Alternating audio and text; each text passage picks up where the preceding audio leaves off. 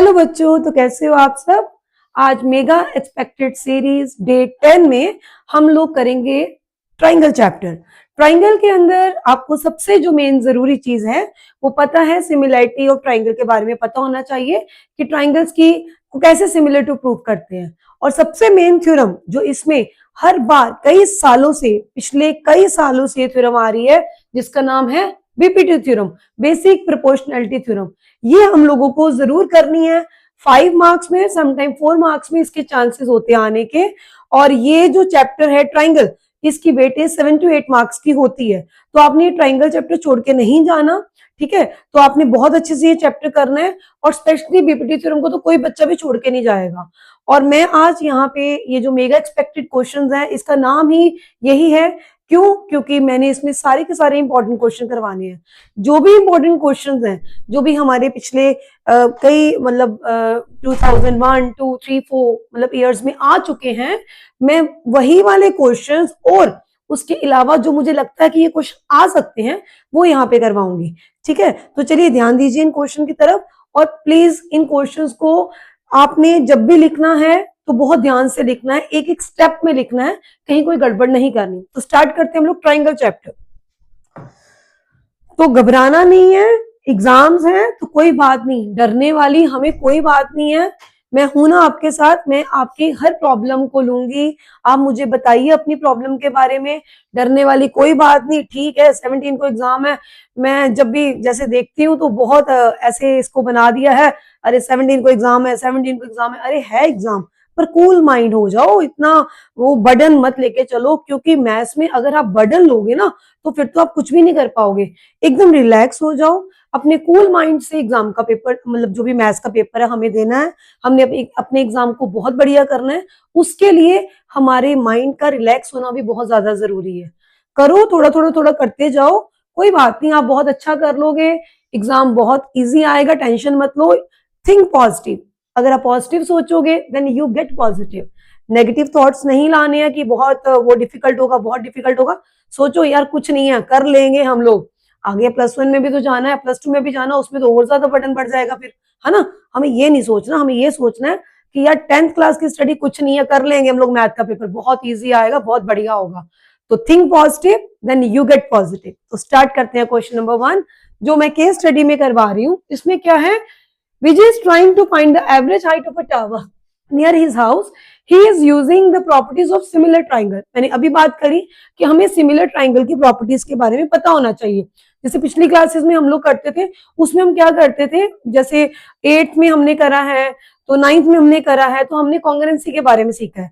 अभी जो 10th class है, इसमें सिमिलर टू के बारे में मैंने आपको एक वीडियो में बताया हुआ ट्राइंगल की, आप उसको देख सकते हो। सिमिलर टू में भी क्राइटेरियाज होते हैं, पर ट्रिपल एंगल भी आ सकता है और डबल एंगल क्राइटेरिया भी लग सकता है। मोस्टली इसमें क्वेश्चन डबल एंगल क्राइटेरिया से निकल जाते हैं, और बाय सीपीएसटी आप उस चीज को शो कर सकते हो जो भी आपको क्वालिटी बतानी होती है। तो देखिए सिमिलर ट्राइंगल है, the height of the Vijay house is 20 metre.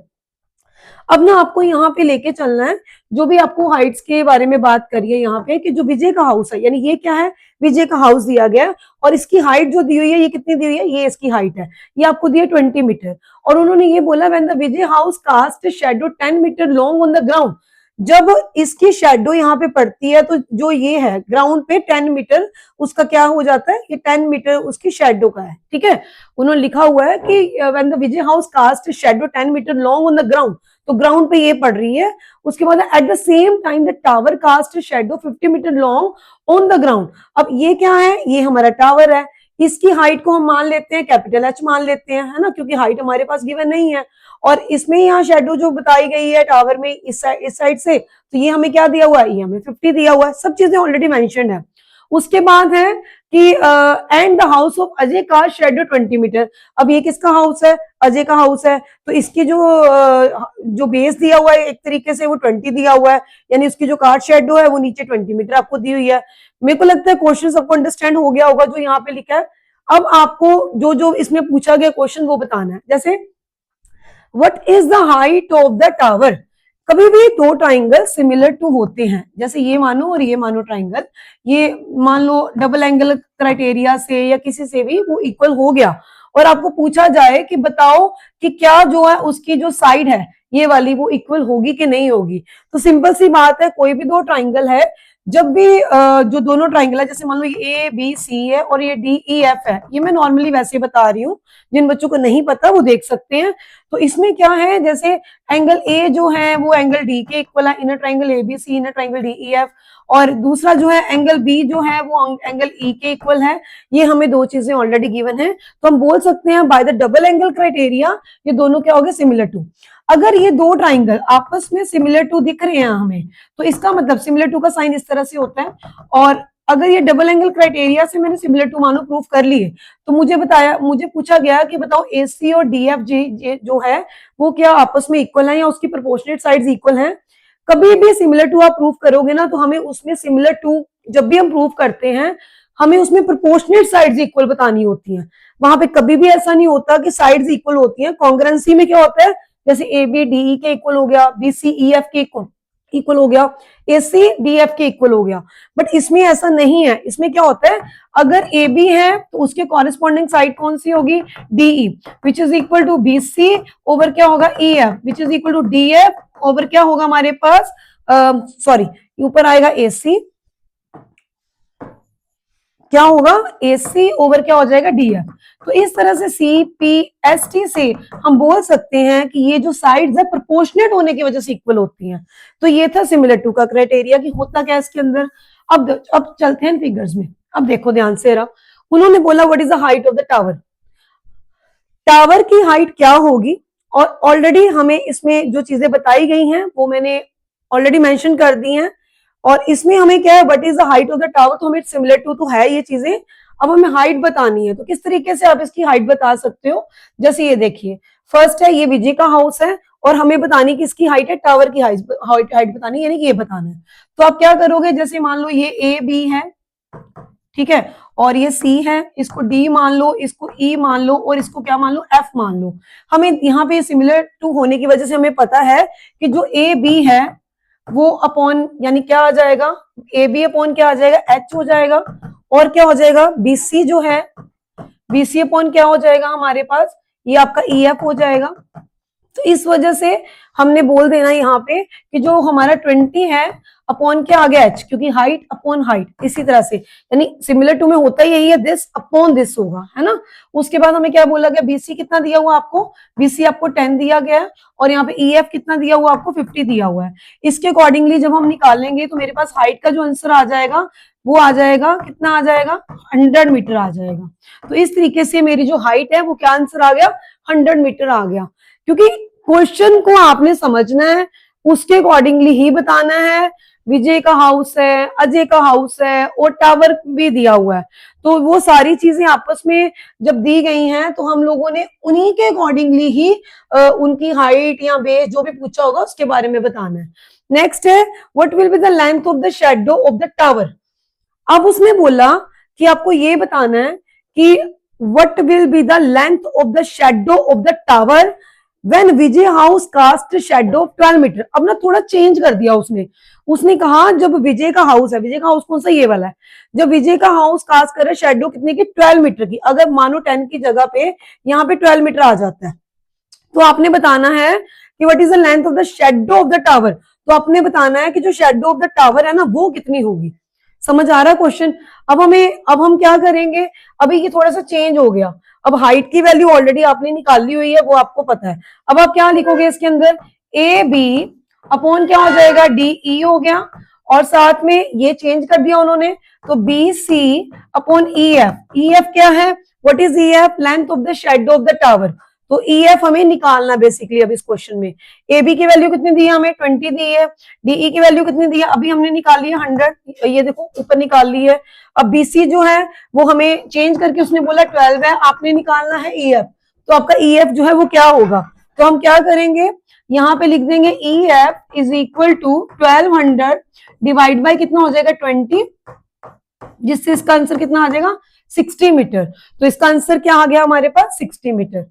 इस तरीके से मतलब बहुत इजी है कि कभी भी दो फिगर आपस में सिमिलर टू हैं तो उसकी प्रोपोर्शनेट साइड्स को लेके ही आप जो भी उसकी साइड निकालनी है उसको बता सकते हो। ठीक है, तो चलिए नेक्स्ट क्वेश्चन है, what is the height of Ajay house, Ajay के हाउस की हाइट क्या होगी। आप ना इसकी अजय की जो हाउस की हाइट है ना उसको स्मॉल एच मान लो, ठीक है। और आपको बोला गया what is the height of Ajay, तो अजय की आप इजीली बता सकते हो। कैसे बता सकते हो, आप इसके अकॉर्डिंगली, टावर के अकॉर्डिंगली इसकी बता सकते हो। किस तरह तरीके से, जैसे हमने क्या लिया था, जैसे आप ले लो डीई ले लो, डीई अपॉन आप लेके चल पड़ो इसके एच को, और यहाँ पे टावर जो पहले का दिया हुआ वो ईएफ जो है, ईएफ आपके पास जो है वो कितना है, देख लो यहाँ पे आपके पास ईएफ की वैल्यू 50 है। ईएफ यहाँ मैं पहले लिख देती हूँ, ईएफ लिख देती हूँ, और साथ में हमें क्या लिखना है, ईएफ, बीसी ओवर ईएफ लिखना, सॉरी ईएफ ओवर हमें क्या लिखना होगा, जो आपका, इसको नाम दे दो डीईएफ, इसको नाम दे दो जी दे दो, इसको नाम दे दो एच। तो मुझे क्या निकालना है, मुझे अजय के हाउस की हाइट निकालनी है। अगर मुझे हाइट निकालनी है उसकी, तो ये 20 हमें दिया हुआ है, तो मैं यहाँ पे क्या ईएफ लिया तो क्या लिख दूंगी, जी एफ एच, सॉरी यहाँ पे मैं क्या लिख दूंगी, एफ एच लिख दूंगी। थोड़ा सा इसमें कंफ्यूजन हो रहा था, इसको देख लो ध्यान से, कंफ्यूज नहीं होना, यहाँ पे हमें ध्यान से करना है, ये एफ एच हो जाएगा। तो देखिए डीई मेरे पास जो है वो ऑलरेडी हमने करा था, क्या था, 100 था, ठीक है। और जो हमारे पास ये एच है ये हमने ऐसे लिख दिया, और जो हमारे पास ईएफ है वो हमारे पास 50 है, और ये कितना है, 20 है। तो चलिए क्रॉस मल्टीप्लाई कर लेते हैं हम लोग, ये कितना आ गया, एच की वैल्यू हमारे पास आ गई 2000 डिवाइड बाय 50 आ गई, तो ये कितना आ गया, 40 मीटर आ गया, ठीक है। तो हमारे अजय के हाउस की जो लेंथ बताई, हाइट जो पूछी गई है वो कितनी आ गई, 40 मीटर आ गई। इस तरीके से आपने इसके आंसर्स निकालने हैं। नेक्स्ट जो पार्ट है, when the tower cast shadow of the 40 metre at the same time what will be the length of the shadow of Ajay house. उसने बोला कि अगर टावर जो है, मैं इसको थोड़ा रब कर देती हूँ ताकि हम बोर्ड पे इजिली यहीं पे मैं आपको बता पाऊं। तो देखिए नेक्स्ट पार्ट में हमें बोला गया है व्हेन द टावर का शेडो ऑफ द 40 मीटर, मान लो ये 40 मीटर हो गया, मान लो क्या गिवन है कि 40 मीटर है, eight the same time what will be the length of the shadow of the Ajay house. जो अजय हाउस है उसकी जो लेंथ है वो कितनी होगी, यानी कि मुझे अजय के हाउस की, यानी कि ये लेंथ पूछी गई है कि बताओ वो कितनी होगी, है ना। तो देखिए इसमें क्या होगा कि हम लोगों ने सेम इस टावर को और इस चीज को लेके चलना है कि ये हमें ऑलरेडी 40 दिया हुआ है और ये हमें बताना है। और जब हमने इसको फाइंड आउट करा था, टावर की हाइट मैंने पता करी थी, तो जो टावर की हाइट है उसको मैंने कैपिटल एच लिया था, वो मेरे पास कितना आया था, 100 मीटर ऑलरेडी आ चुका है, पता हम लोग को इन चीजों के बारे में। तो अब जो हमारे पास जो टावर, ये अगर इसका शेडो 40 का है तो आपको length of the shadow of the Ajay house, यानी ये चीज बतानी है। तो क्या लिखोगे आप, यही ले लोगे 100 अपॉन क्या लेके चलोगे, अजय के हाउस की हाइट।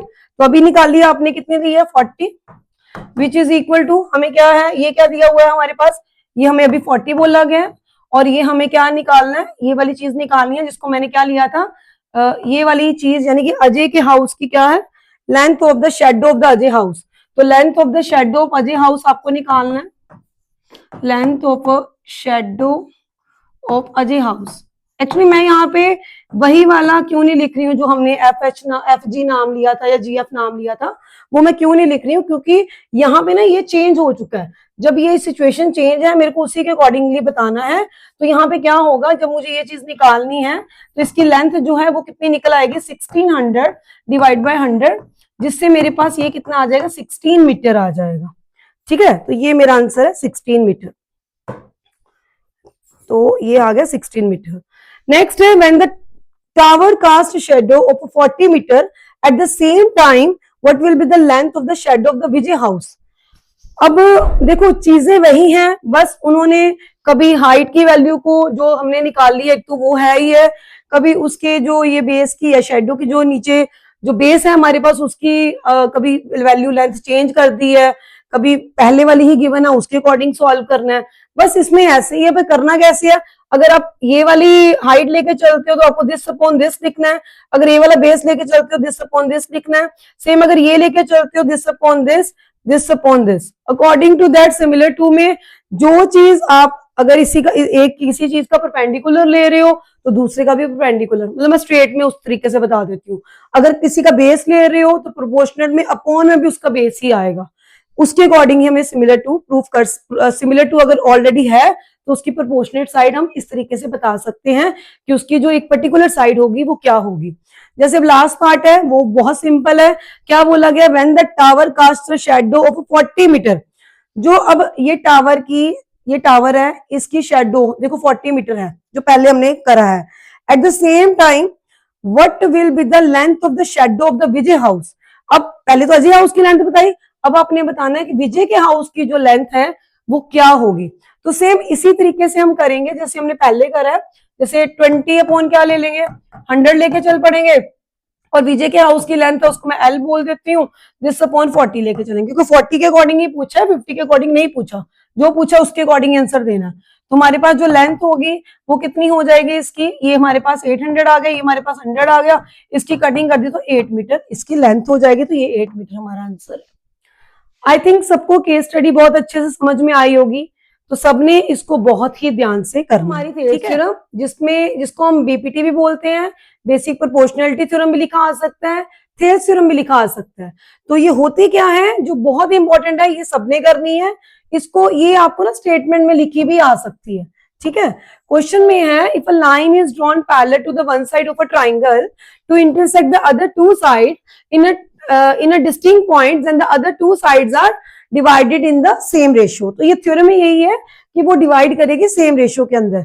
तो कैसे करेंगे हम इसको, ये देखिए मैंने यहाँ पे एक ट्राइंगल बना लिया जिसका क्या नाम है ABC। तो साथ में आप यहाँ पे गिवन में लिखते जाओगे इन अ ट्राइंगल ABC।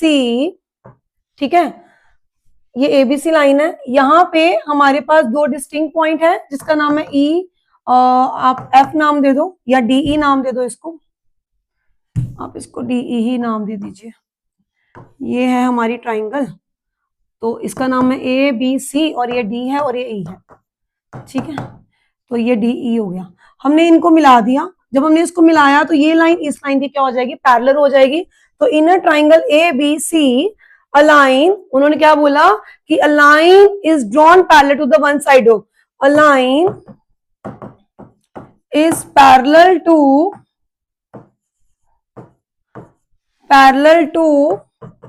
किसके, BC। ठीक है, a line is parallel to BC at it, और जो लाइन है वो डिस्टिंक्ट 2 पॉइंट से कट कर रही है DE। तो आप इसको ऐसे भी लिख सकते हो DE is also parallel to BC। ये लाइन का मतलब यही है, आप ऐसे भी लिख सकते हो। अब जो आपको टू प्रूव करना है वो क्या करना है कि जो हमारा AD है ओवर DB है वो इक्वल टू किसके हो, AE अपॉन EC के क्या हो, इक्वल हो। हमें this upon this, this upon this, ये हमें यहाँ पे बताना है कि ये किस तरीके से होगा। तो ये हमने यहाँ पे बता दिया। अब ये प्रूफ करने के लिए हमें यहाँ पे कंस्ट्रक्शन ड्रॉ करनी पड़ेगी। नाउ कंस्ट्रक्शन क्या है हमारी, आप लोगों ने इस लाइन जो ये डी पॉइंट है यहां से एक लाइन, जो ये पूरी लाइन है हमारी कौन सी, AC लाइन है, इसके ऊपर एक परपेंडिकुलर गिराना है और उसको कोई भी नाम दे दो, M नाम दे दो। ठीक है, तो हम क्या लिखेंगे कि DM is perpendicular to AC। DM perpendicular है पूरी लाइन AC के ऊपर। ठीक है, वैसे ही यहाँ पे आप ले लो E, इसको नाम दे दो N। EN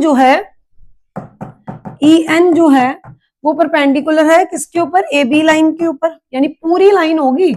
जब कभी भी आप किसी चीज का परपेंडिकुलर लेते हो तो उसका मतलब ये नहीं है कि, कई बच्चों को ये कंफ्यूजन होती है, मैं आपको बता रही हूँ। जैसे हम ये जैसे ट्राइंगल बनाया ना मैंने ABC, तो कई बच्चे क्या करते हैं कि देखो शिवानी मैम ये देखो कि अगर ये लाइन इसके ऊपर गिर रही है तो इसका मतलब ये इतने पोर्शन पे गिरेगी, नहीं, इसका मतलब ये होता है कि पूरी लाइन के ऊपर गिर रही है। अगर यहां से ये परपेंडिकुलर गिरा रहे हो तो इसका मतलब ये है कि ये पूरी लाइन के ऊपर गिरेगी, ना कि सिर्फ इतने पॉइंट के ऊपर गिरेगी। इस बात को समझ लेना। ठीक है, तो ये लाइन इसके ऊपर परपेंडिकुलर है। अब आपने आगे कंस्ट्रक्शन में लिखना है कि ज्वाइन करना आप लोगों को, ज्वाइन किसको करना है आपको, ज्वाइन आपको करना है DC को एंड किसको करना है, BE को। ये ज्वाइन DC को कर दीजिए आप और ज्वाइन कर दीजिए किसको, BE को। ठीक है, आई थिंक फिगर का समझ में आया होगा। अब आप करोगे प्रूफ, तो प्रूफ के अंदर हम लोगों ने कैसे करना है, परपेंडिकुलर का केस ही लेके चलना है। एरिया ऑफ ट्राइंगल, कोई भी A B C D E F कोई भी ट्राइंगल का एरिया है, half into base into height, इस क्राइटेरिया के साथ हमने इस क्वेश्चन को सॉल्व करना है कि हम इस क्वेश्चन को किस तरह से सॉल्व करेंगे। तो जैसे मेरे को एडीई ट्राइंगल है तो मैं यहां लिख सकती हूँ कि एरिया ऑफ ट्राइंगल जो है एडीई है, वहां पे हम क्या लिखेंगे, half multiply base multiply height. ये फॉर्मूला हमने यहाँ पे लिखना है।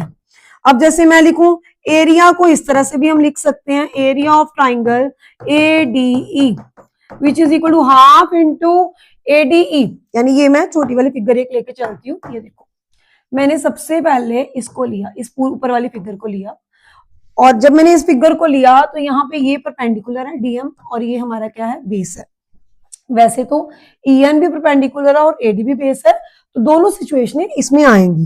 तो हम इसमें क्या लिखेंगे, हम इसमें लिखेंगे area of triangle ADE is equal to half into base यानी कि एई मल्टीप्लाई हाइट, हाइट यानी कि हमारे पास डीएम दी है, ठीक है। और दूसरा हम केस लेके चल पड़ेंगे जिसमें हम लिखेंगे area of triangle, A R भी लिख सकते हो, एरिया को ऐसे भी लिख सकते हो। एरिया ऑफ ट्राइंगल हम अगेन कौन सा लेके चलेंगे, हमारा अगर हम डीएम बेस लेके परपेंडिकुलर लेके चलते हैं तो हम डीईसी को अब लेके चल पड़ते हैं, डीईसी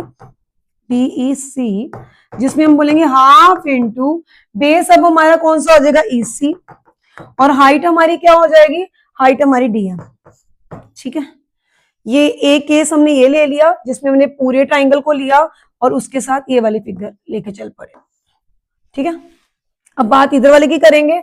अब हम फिर से लिखेंगे एरिया जो हमें लिखना है, किसका लिखना है, ट्राइंगल अगेन एडीई का, which is equal to half multiply base, base कौन है आपका, एडी ना ना ना, अब हमें एडी बेस नहीं लेके चलना, मैं आपको बताती हूँ, एक मिनट, एडीई, हाँ एडीई है, तो हाफ इंटू बेस, बेस यानी कि हमें क्या लेना है, एडी, हाइट हमें क्या लेके चलनी, ईएन, मैंने बोलना हाइट के बारे में था, एडी को काट दिया, तो हाइट अब हमें ईएन का यूज करना है, ट्राइंगल यही है। अब हमें अगेन एरिया जो लेके चलना है इस साइड का, जिसके ऊपर ईएन परपेंडिकुलर है, वो कौन सी है, ए बी है ना, तो हम लेके चलेंगे BDE, area of triangle BDE, वो क्या आएगी, हाफ मल्टीप्लाई बेस, बेस क्या हो जाएगा, बीडी, हाइट क्या हो जाएगी हमारी, ईएन, ठीक है। अब हमें क्या करना है, दिस अपॉन दिस कर देना है और दिस अपॉन दिस, ठीक है। तो देखिए कैसे करेंगे, अब हम आगे थोड़ा सा हम छोटा कर लेते हैं, एक मिनट। देखिए अब हम क्या करेंगे कि जो हमारा एरिया है किसका, ट्राइंगल ए डी ई का, डिवाइड बाय जो एरिया है ट्राइंगल डी ई सी का, विच इज इक्वल टू, यहां से डीएम डीएम कट गया, हाफ हाफ कट गया, तो क्या बच गया, ए ई अपॉन ई सी, इसको मान लो इक्वेशन नंबर 1। सेम यहाँ पे आ जाइए, एरिया जो है triangle A D E divide by area जो आप लोगे, किसका लोगे, ट्राइंगल बी डी ई का, which is equal to, half half cut गया, ईएन कट गया, तो क्या आ गया, A D upon B D, ये आ गया आपके पास सेकेंड, ठीक है। तो ये आ गए, ये दो चीजें आ गई, ये एडीई और डीसी, और ये इस तरीके से। फ्रॉम फर्स्ट एंड सेकेंड हमने देखा ये भी एडीई का एरिया, ये भी एडीई का एरिया, ये डीईसी का है और ये बीडीई का है। तो हम क्या करेंगे, हमने ना पढ़ा था कि कभी भी कोई एरियाज हैं दो ट्राइंगल के, वो आपस में इक्वल होते हैं, क्यों, जब उनका बेस जो है, बेस और जो parallel line which lie on a same base on a parallel line और अ पैरेलल लाइन, तो वहां दोनों का एरिया क्या होता है, सेम होता है। तो हम क्या बोल सकते हैं कि जो एरिया ऑफ ट्राइंगल जो है कौन सा है, बीडीई जो है, वो इक्वल टू हो जाएगा एरिया ऑफ ट्राइंगल हमारा कौन सा, डीईसी के, ठीक है। रीजन लिखना है, ठीक है। क्या लिखेंगे, between a same base and a parallel line, कि दो ट्राइंगल जो है वो इस तरह से कि ट्राइंगल जो आपका बीडीई है, triangle BDE and triangle DEC lies on the same base, same base यानी कि ये हो गया सेम बेस DE और DE दोनों में आ रहा है same base and between parallel lines, ठीक है। ये देखो ध्यान से देखना, इस थ्योरम को लिखना बहुत जरूरी है। ये देखो ये लाइन और ये लाइन पैरेलल है, ठीक है, और ये जो बेस है ये सेम है, तो ये वाला ट्राइंगल और ये वाला ट्राइंगल, इन दोनों का एरिया आपस में क्या हो गया, इक्वल हो जाएगा, कि triangle BDE and triangle DEC lies on the same base and between a same parallel, so we can say that कि एरिया ऑफ ट्राइंगल जो है, ये आप चाहे ब्रैकेट में लिख दो, चाहे ऊपर लिख दो, इसको चाहे बाद में लिख देना, ठीक है। आप लिख दो ट्राइंगल जो है हमारा, इसमें क्या आ जाएगा, दोबारा से मैं लिख देती हूँ, कि triangle BDE and triangle DEC lies on the same base and between same parallel lines, same base and between same parallel लिख दो, चाहे आप between a same parallel या between a parallel lines. So area of triangle BDE which is equal to area of triangle DEC. अगर इन दोनों triangle का area आपस में इक्वल है तो हम बोल सकते हैं, ये हमारा थर्ड हो गया। So from 1, 2 and 3 we get, हमें क्या पता लग जाता है, from 1, 2 and 3, from 1, 2 and 3 we get कि हमारा जो है AE जो है upon EC which is equal to AD upon DB। तो ये थी हमारी थ्योरम, ठीक है। तो AE upon EC, AD upon DB, चाहे उधर लिख दो चाहे इधर, कोई बात नहीं। तो ये थ्योरम है, बहुत इजी है, थोड़ा सा ध्यान से करने की जरूरत है, अदरवाइज ये बहुत इजी है, कुछ भी नहीं है। आपके पास एक पूरी फिगर दी हुई है, वहां पे ट्राइंगल की दो साइडों पे कोई दो डिस्टिंक्ट पॉइंट है, उनको मिलाकर जो ट्राइंगल की थर्ड साइड है वो उसके पैरेलल है वो लाइन। जब DEBC के पैरेलल है तो उसकी प्रोपोर्शनेट साइड जो है वो आपको इक्वल प्रूफ करनी है। तो by the area of triangle से आप बहुत इजीली इसको प्रूफ कर सकते हो। तो चलिए नेक्स्ट करते हैं हम लोग। तो ये क्वेश्चन है हमारा कि LM is parallel to CB। ये ध्यान से देखिए कि जो LM है वो CB के पैरेलल दिया हुआ है और LN जो है वो CD के पैरेलल दिया हुआ है। ये जो LN है ये CD के पैरेलल दिया हुआ है। तो पहली चीज हम क्या लेके चलेंगे, इन अ ट्राइंगल कौन सा ABC जिसके अंदर LM जो है वो CB के क्या है, पैरेलल है। अभी हमने करी बीपीटी थ्योरम कि अगर कोई लाइन पैरेलल होती है तो उसकी प्रोपोर्शनेट साइड्स आपस में क्या होती है, इक्वल होती हैं। तो आप इसमें अगर LM BC के पैरेलल है तो हम इसमें क्या लिख सकते हैं, बाय बीपीटी थ्योरम, या जिसको बोलते हो basic proportionality theorem, by Thales theorem, कुछ भी लिख सकते हो। आप क्या बोल सकते हो कि इसमें जो AM है वो, क्योंकि क्वेश्चन हमें यहां से देखना होता है कि हमें जो 2 प्रूव करना है वो शो करना है कि AM ओवर AB और AN over AD। AM over AB का मतलब मुझे पूरी लाइन लेके चलनी है। According to question AM over AB जो होगा वो किसके इक्वल होगा, AL ओवर LC।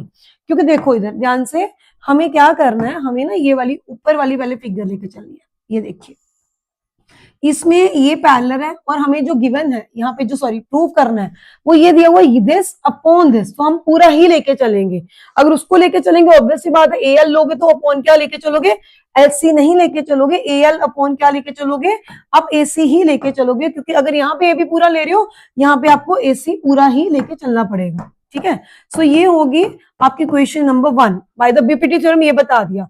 दूसरी चीज है दैट इन अ ट्राइंगल, आप नीचे वाला ACD लेके चलोगे, इन अ ट्राइंगल ADC, अगेन हमें पता है कि यहाँ पे क्या है, LN जो है लाइन, ये देखो LN लाइन जो है ये CD लाइन के पैरेलल है, ऑलरेडी गिवन है।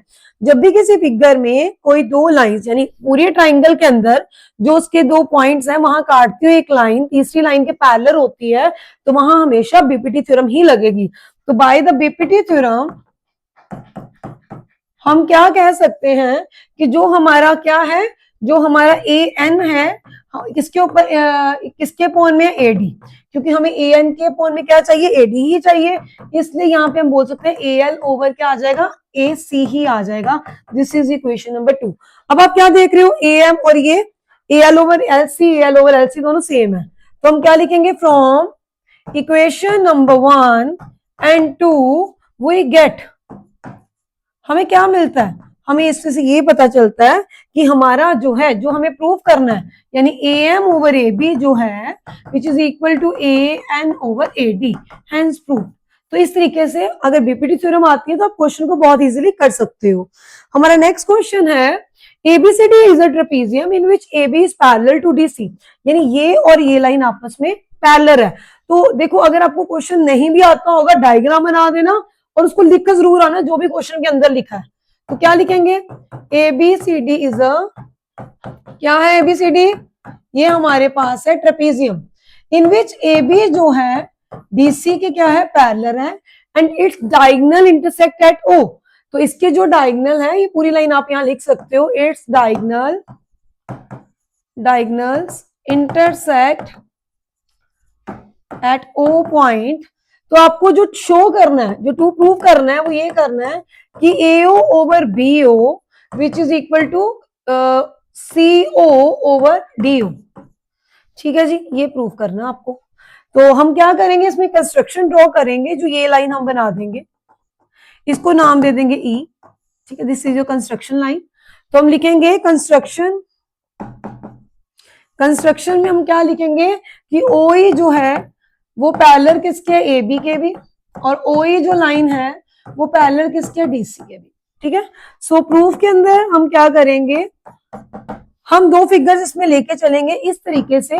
देखिए अगर मेरा OE जो लाइन है, अगर मैं ए बी के पैरेलल करना है, तो ये देखो ये ट्राइंगल बनानी पड़ेगी मुझे एक, दिख रहा है सबको। तो हमें अगर ये ट्राइंगल बनानी पड़नी है तो हम लिखेंगे इनर ट्राइंगल, कौन सी, ए बी डी, है ना, एबीडी।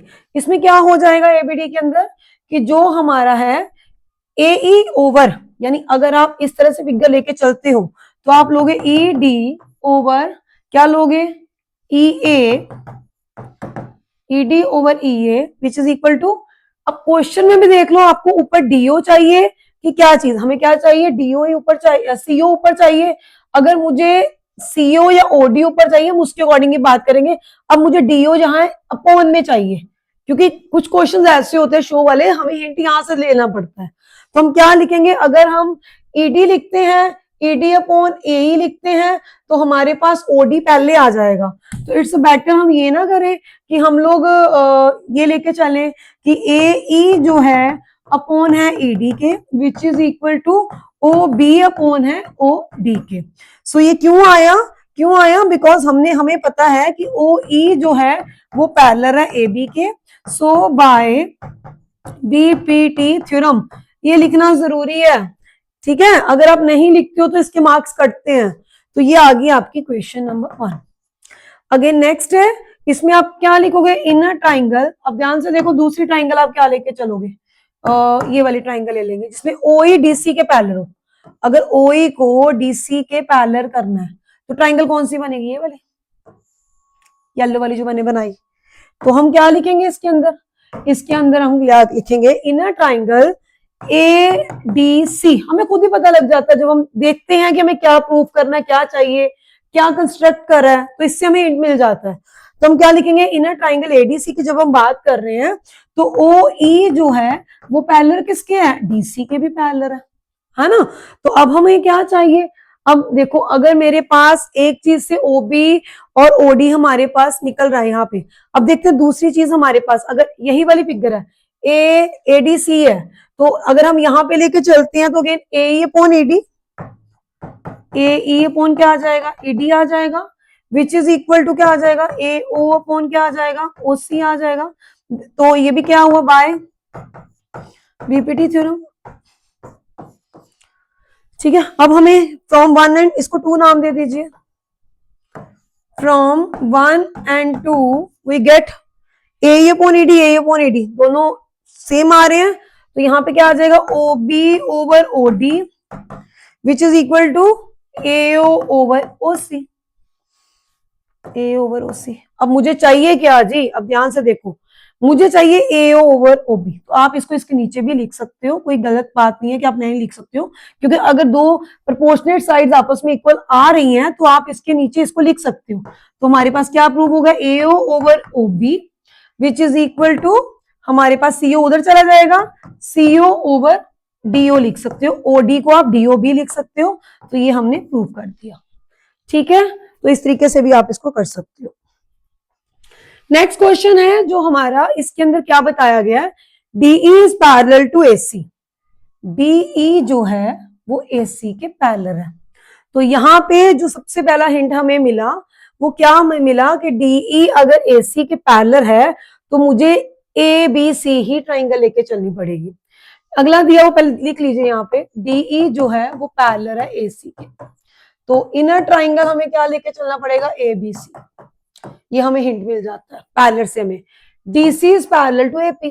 दूसरा कंडीशन जो हमें बताया दूसरी वाली, उसमें क्या बोला है, डीसी, अब डीसी देखो ये वाली, is parallel to, this is also parallel to AP. AP यानी कि, है ना, तो मैंने इसलिए कलर यहाँ पे चेंज करा, थोड़ा सा आपको पता लग जाएगा। तो दूसरी फिगर हमें पता लग रही है, अगर डीसी जो है वो पैरेलल है एपी के, तो मैं कौन सी फिगर लेके चलूंगी, इनर ट्राइंगल कौन सा लेके चलूंगी, डी पूरा अपना, ये आपका ए बी पी,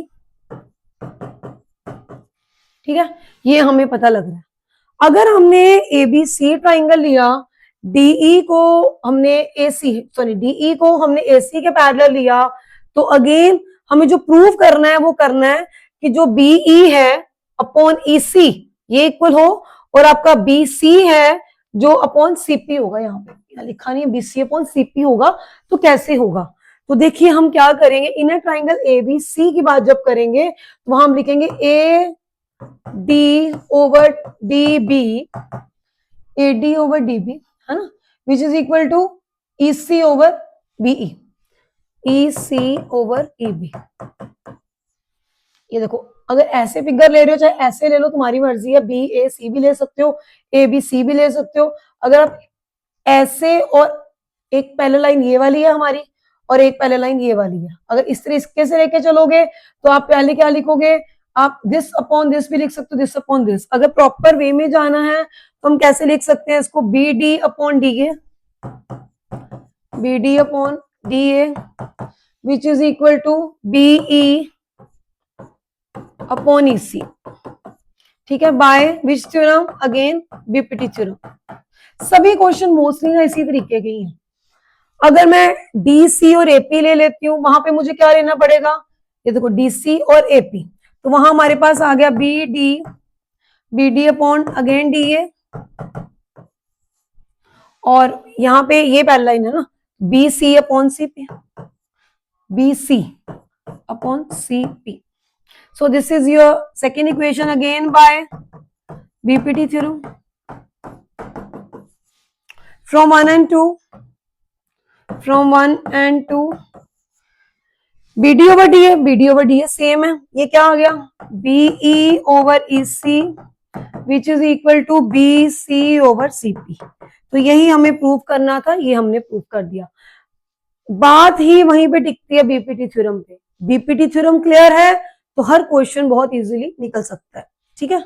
तो नेक्स्ट है, AB is parallel to PQ is parallel to CD, यानी कि हमें यहाँ पे जो बताया गया है वो ये बताया गया है, AB जो है वो PQ के भी पैरेलल है और हमारा CD के भी पैरेलल है, ठीक है।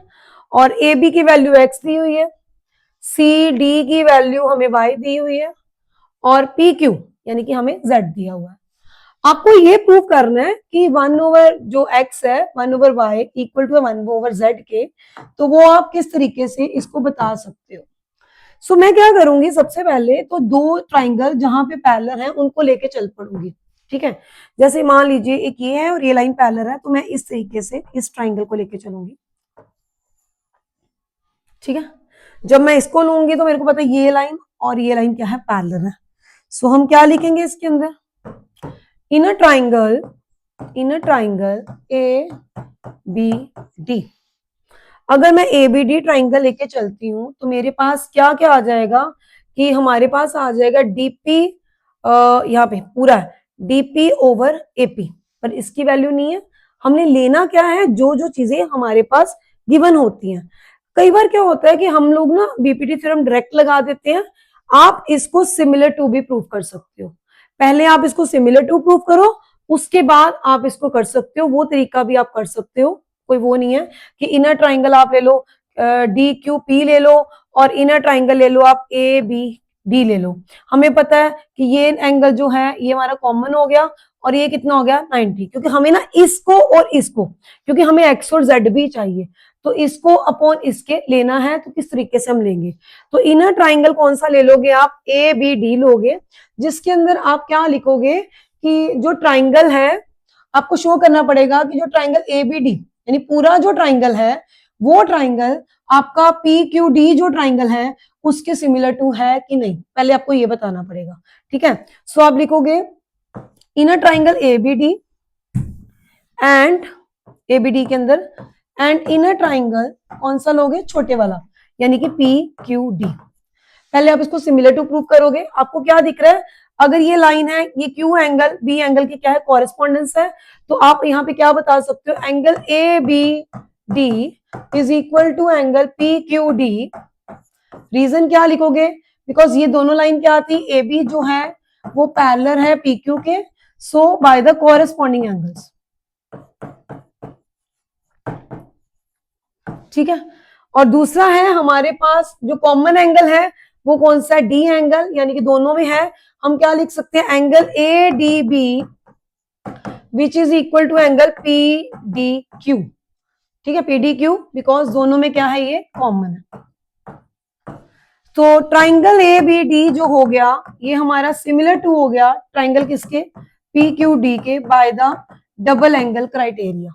ठीक है, जिससे हमें क्या पता लग गया कि जो हमारा पी क्यू, कोई भी दो साइड्स आप लेके चल सकते हो, उसके अकॉर्डिंगली बता सकते हो। जैसे अगर आपने ये वाला लिया तो आप क्या बता सकते हो कि आपका जो डी क्यू है अपॉन बी डी, है ना, ऐसे बता सकते हो, बी डी ओवर क्या ले सकते हो आप, डी क्यू, बी डी पूरा और डी क्यू नीचे आ गया, विच इज इक्वल टू आप क्या लोगे, ए बी ओवर क्या ले सकते हो, पी क्यू। अब आपके पास वैल्यूज हैं इसकी, ये क्यों आएगा, बाय सीपीएसटी, कॉरेस्पॉन्डिंग इक्वल हो गए। अब बीडी कौन है आपके पास, वो सेम ऐसे लिख देना आप लोगों ने, बी और डी, और ये डी क्यू का डी क्यू लिख देना। और ए बी की वैल्यू आपके पास कितनी है, एक्स है, और पी क्यू की वैल्यू कितनी है, जेड है। So this is your equation number 1 होगी। नेक्स्ट आप दूसरी फिगर के अकॉर्डिंग क्या लेके चलोगे, थोड़ा सा ध्यान देना इसके ऊपर। दूसरी फिगर अगेन आप लोगे ए बी डी। अब थोड़ा सा देखना, पैरेलल कौन है, सॉरी ये थोड़ा चेंज करना पड़ेगा मेरे को। अब मुझे बात करनी है ये दो लाइंस के पैरेलल की, क्योंकि दो लाइंस पैरेलल चाहिए। ये रेड कलर वाला जो मैं ट्राइंगल ले रही हूँ, इनर ट्राइंगल कौन सा, B D C, and in a triangle आपका कौन सा हो जाएगा, पी क्यू डी। ठीक है, सो हम क्या लेंगे इसमें, in a triangle B D C and in a triangle कौन सा लोगे, पी क्यू डी। अगेन क्या करोगे, इनको सिमिलर टू प्रूव करोगे। सिमिलर टू का केस आ जाएगा तो जब अगेन सेम वे से इसी तरीके से ही करना आपने इसको। इसमें भी आप क्या लिखोगे, एंगल जो है आपका कौन सा वाला angle, B Q P equal हो जाएगा आपके किसके एंगल के, पी, एक मिनट, आपने लिया बी डी सी को लिया ना, तो ये वाला एंगल हुआ आपका कौन सा, बी पी क्यू। अब आप बी पी क्यू को लेके चलोगे पूरी फिगर, और बी पी क्यू लेके चलोगे, बी पी क्यू लेके चलोगे। ठीक है, अब आपका कौन सा एंगल हो जाएगा, एक तो आपका हो गया यहाँ पे पूरा angle B Q P which is equal to किसके, पूरे एंगल की बात करेंगे बी डी सी के, B D C equal to B Q P, angle B D C equal to angle B Q P, because ये हमें पता है ये दो लाइन पी क्यू जो है वो सी डी के क्या है, पैरेलल है, इस वजह से अगेन कॉरेस्पॉन्डिंग एंगल। ठीक है, और दूसरी चीज क्या है हमारे पास, दूसरी चीज हमारे पास हम दोनों अगर पूरी ट्राइंगल में हम देखते हैं तो कौन सी चीज है जो कॉमन आ रही है। जैसे यहाँ पे हमारे पास जो कॉमन आया था वो आया था डी, और डी कॉमन आ गया। अगर इस केस में भी अगर आप देख के चलते हो तो कौन सा जो है, ये वाली फिगर है ना, ये वाली फिगर। तो ये वाली फिगर के अंदर हम ये वाला और ये वाले पैरेलल साइड्स की बात कर रहे हैं। तो इन दोनों में हमारे पास जो कॉमन है वो कौन है, बी है। तो हम क्या लिख सकते हैं, हमारा जो डी बी सी है और जो हमारा पी बी क्यू है ये क्या है, कॉमन है। ठीक है, तो इस वजह से ट्राइंगल जो बी डी सी है which is similar to triangle B P Q by the double angle criteria, triangle B D C और बी पी क्यू हो गया। अब हम क्या करेंगे कि ये जो हमारा बी, देखो बी डी सी है और क्या है, बी पी क्यू है, ये दो चीजें हमें दी गई हैं। तो इसका मतलब क्या हुआ, हमारे पास B Q over B D, जैसे यहाँ पे हमारे पास क्या है, B D over D Q है ना, यहाँ पे हमारे पास क्या आ जाएगा, हमारी पूरी B D over B Q आ जाएगा।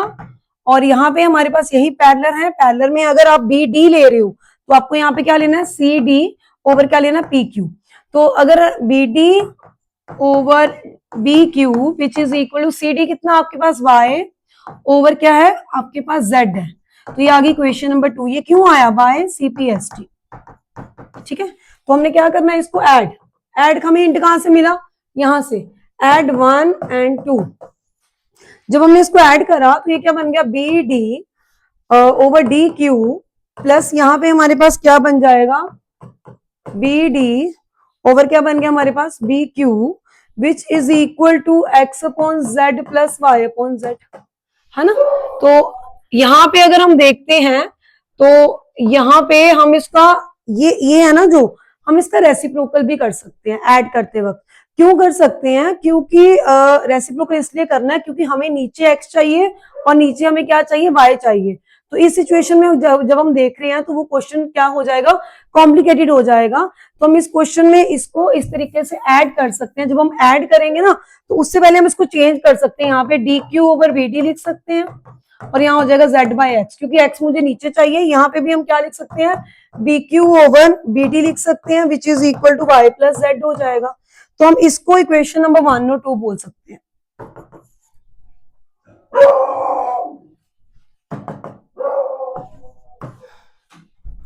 बी डी ओवर, ये क्या लिया हमने, D Q over B D ले लिया, इसको हमने क्या लिख लिया, B Q over B D.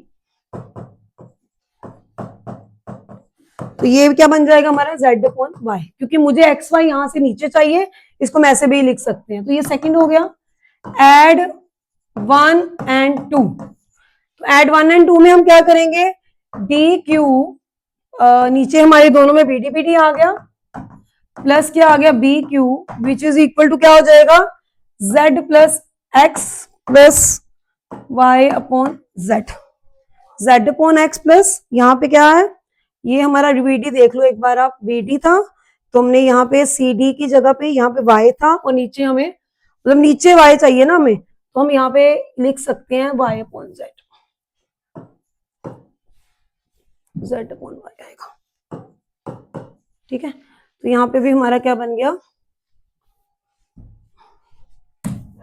यहाँ पे ये आ गया z upon x, z upon x और यहाँ पे हमारा कितना है, z अपॉन y। इन दोनों केसेस में आप देखिए जब आप डी क्यू और बी क्यू को ऐड करोगे तो हमारे पास क्या आ जाएगा, बी डी, यानी B D over B D it is equal to 1। और यहाँ पे हमारा कॉमन जो है वो क्या आ गया, नीचे एलसीएम एक्स वाई आ गया और इसको अगर हम करते हैं तो ये बन गया जेड वाई और यहाँ पे भी हमारे पास क्या बन गया, जेड एक्स बन गया। तो एक्स वाई अगर मैं ऊपर ले जाऊं, ये कितना जेड कॉमन ले लो तो क्या आ गया, एक्स प्लस वाई आ गया। तो मेरे को चाहिए क्या, 1 अपॉन जेड और इस तरीके से चाहिए। तो 1 अपॉन एक्स, ये इस तरीके से 1 अपॉन एक्स और 1 अपॉन वाई भी इसको निकाल सकते हैं। यहाँ पे एक्स को ले जा, जेड को नीचे ले आइए इधर और एक्स अपॉन एक्स वाई कर दीजिए plus Y upon x y कर दीजिए। तो एक्स एक्स कट जाएगा, oh sorry y y cut जाएगा, तो ये क्या आ गया, 1 upon x plus 1 upon y equal to 1 upon z. ठीक है, तो इस तरीके से आप इस आंसर को निकाल सकते हो। देखो हमें ना क्या प्रॉब्लम आती है इन क्वेश्चंस को करते वक्त कि ये जो हमें चाहिए ना गिवन चीज, हमें उसी तरीके से ही ट्राइंगल्स को सीपीएसटी से लेना है। और यहाँ पे जब हमने B D over D Q लिया, हमें देख बी डी जो है ये चीज मैंने जब ली थी, B D over D Q को एक्स बाय जेड लिखा था, पर मैंने जब देखा कि मुझे दो ट्राइंगल के सिमिलर टू ये चीजें बनानी है, तो मैंने इसको मतलब उल्टा कर दिया। सेम यहाँ पे भी मैंने इसी तरीके से करा। क्यों करा? ताकि मेरा आंसर जो है वो प्रूफ हो सके। ठीक है, तो नेक्स्ट क्वेश्चन करते हैं हम लोग। नेक्स्ट क्वेश्चन है कि AD and PM are the medians of the triangle ABC and triangle PQR respectively, where triangle ABC PQR को सिमिलर टू ऑलरेडी हैं। आपको प्रूव करना है AB ओवर PQ और AD ओवर PM। तो देखो कैसे करना हमें।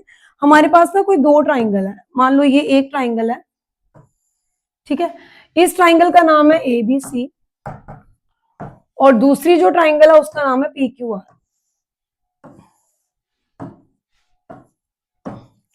तो हमें ये बताया गया है कि in a triangle ABC and in a triangle PQR, triangle ABC is similar to triangle PQR। इसका मतलब क्या हुआ कि हमारा एंगल ए एंगल P के इक्वल है, एंगल B एंगल Q के इक्वल है, एंगल C एंगल R के इक्वल है। ठीक है, तो हम क्या लिख सकते हैं, एंगल ए एंगल P के इक्वल है, एंगल B जो है एंगल Q के इक्वल है, एंगल C जो है एंगल R के इक्वल है, क्योंकि सिमिलर टू का मतलब यही होता है। और उसकी प्रोपोर्शनेट साइड यानी कि AB अपॉन PQ और BC अपॉन QR और AC अपॉन जो होता है हमारा PR, ये भी आपस में इक्वल होता है। क्यों होता है? क्योंकि ये दो ट्राइंगल आपस में सिमिलर टू हैं, तो इसका each and every angle equal होगा और उसकी प्रोपोर्शनेट साइड आपस में क्या होती है, इक्वल। ये ऑलरेडी सिमिलर टू का क्राइटेरिया है, मतलब इसमें होता ही होता है ऐसे। अब जैसे मैं बोला कि डी जो है AD and PM are the median, है ना, तो इसका मतलब अगर AD इसका मीडियन है और PM इसका मीडियन है, तो ये इसको इक्वल पार्ट्स में डिवाइड कर रहा है। तो हम इसमें क्या लिख सकते हैं कि जो हमारा BD है वो DC के इक्वल है। क्यों है? क्योंकि AD क्यों है, AD is a median, AD is a median of BC।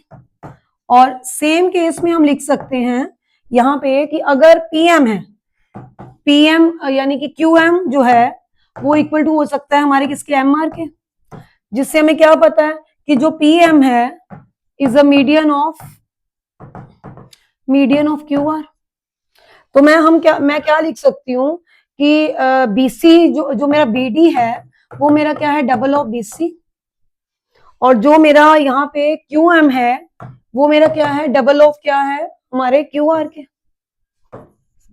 सो इसको आप मान लो equation number 2।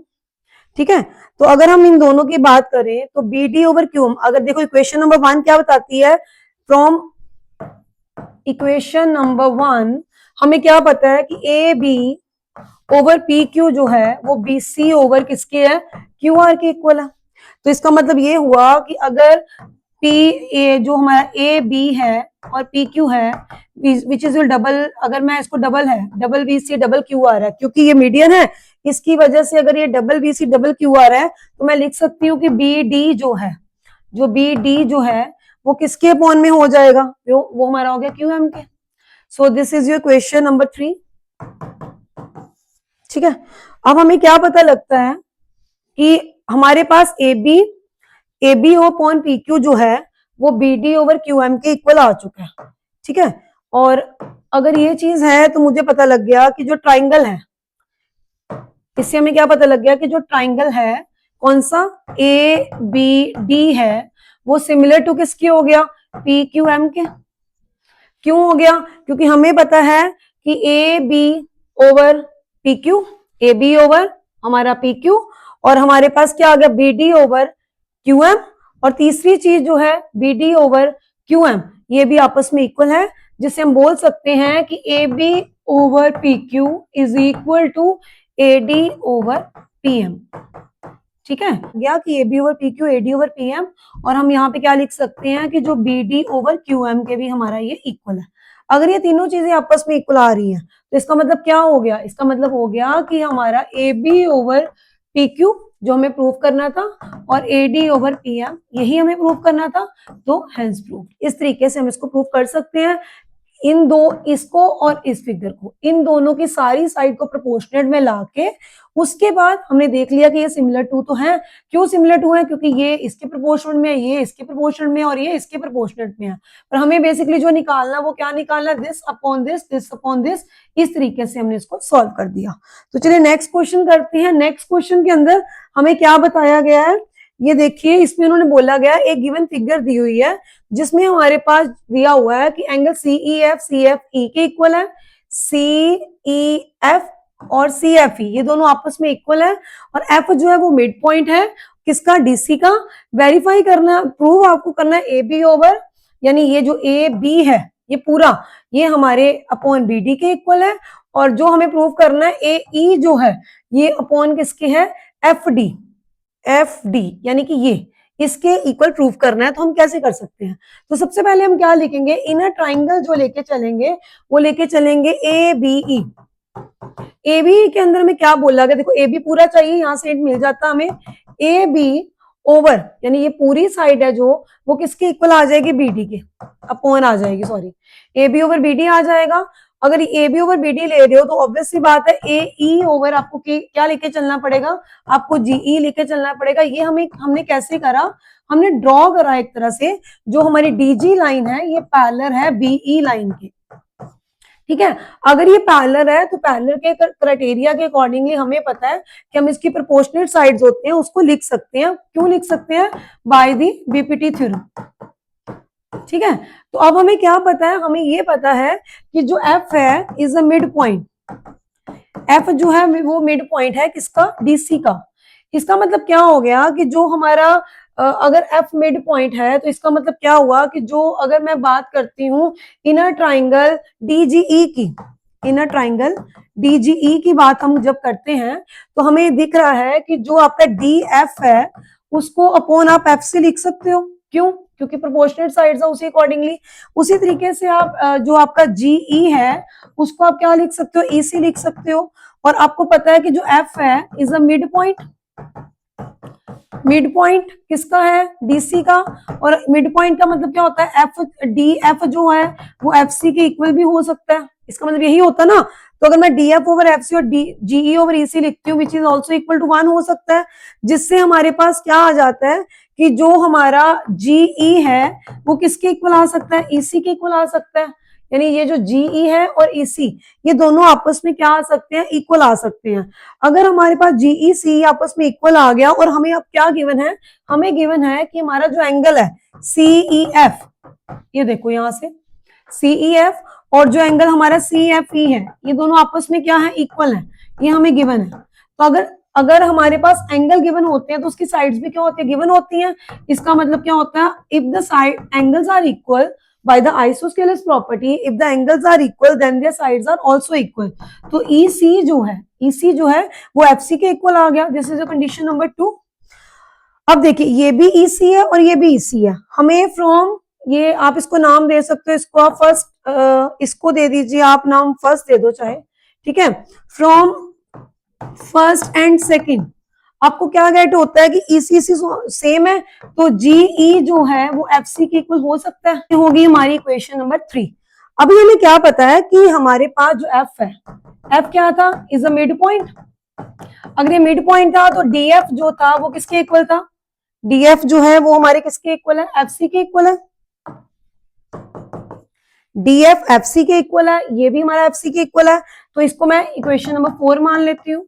Equation number 3rd and 4th हमें क्या पता लग जाता है कि FC सेम है, तो DG जो है वो हमारा किसके इक्वल आ गया, जो GE है, सॉरी जो हमारा GE है वो हमारा DF के इक्वल आ गया, ठीक है। अब हमें क्या दिया हुआ है, हमें ये दिया हुआ है कि AB ओवर जो BD है वो इक्वल टू किसके है, वो हमारा है AE ओवर किसके दिया हुआ, GE की, क्योंकि ये BPT थ्योरम से हमें ये गेट हुआ, तो हम लिख सकते हैं कि हमारे पास जो GE है वो DF के इक्वल है।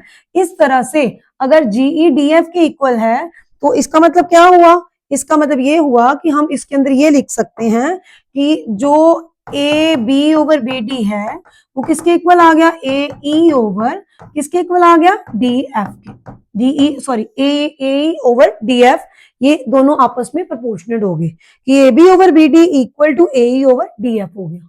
क्लियर है सब बच्चों को?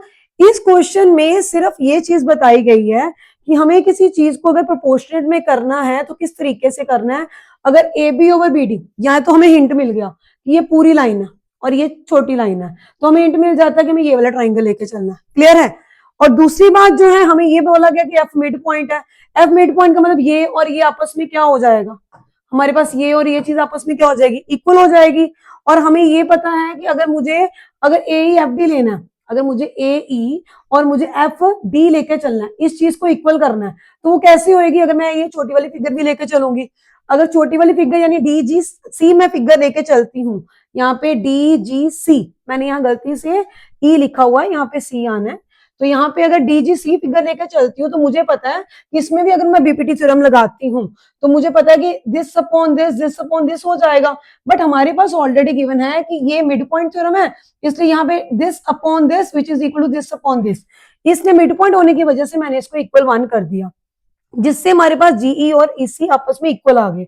जब ये इक्वल आ जाते हैं और हमें जो चीज गिवन है हमने वो ले ली, उससे एक साइड भी आपके पास इक्वल आ गई, उन दोनों की हेल्प से हमें ये पता लग गया कि जो जीई है वो एफसी के इक्वल आ गया। जब वो इक्वल आ गया, एफ मिड पॉइंट था, जिससे हमने थर्ड और फोर्थ इक्वेशन का यूज करके जीई को डीएफ के इक्वल ले लिया और इसमें पुट कर दिया, जिससे हमारा आंसर आ गया।